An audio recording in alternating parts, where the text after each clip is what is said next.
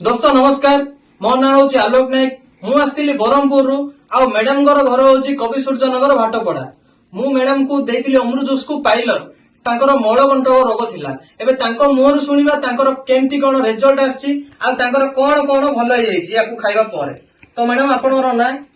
मो ना लक्ष्मी छाटई मोर मलकंड रोग थिला से मलकंड 3 दिन पर मोर भलो होई जाइछि तापरे गोड़ हाथ बिंधा कटा थिला सेता मध्ये भलो होई जाइछि आ दुर्बल लागुथुला मते बहुत अबे सुस्त लागुछि एबे आपनर गैस्ट्रिक की अन्य किसी समस्या गैस्ट्रिक मध्ये थिला गैस्ट्रिक डाले दूर होई जाइछि तो मैडम आपन केवल मलकंट रोग पे आनिथिले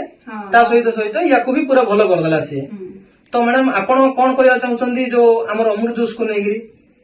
हां एरा मूल्यवान जिंस बहुत भलो होई जाउछि एरा समस्त व्यवहार करबा दरकार व्यवहार करिया तो बंधुगण देखिले आमे जेमती कि लक्ष्मी मैडम को देइथिलु आमे कवि सूर्यन भाटपड़ा रे आ तांकर 3 दिन रे केवल मलकंठ रोग पूरा भलो हो जाइछि ता सहित तांकर आंठू बथा तांकर गैस्ट्रिक आउ तांको निद भी टिके ठीक से होनथला जोटा कि मैडम कहि पारलेनी तांकर एबे वर्तमान पूरा पूरी भलो हो जाइछि।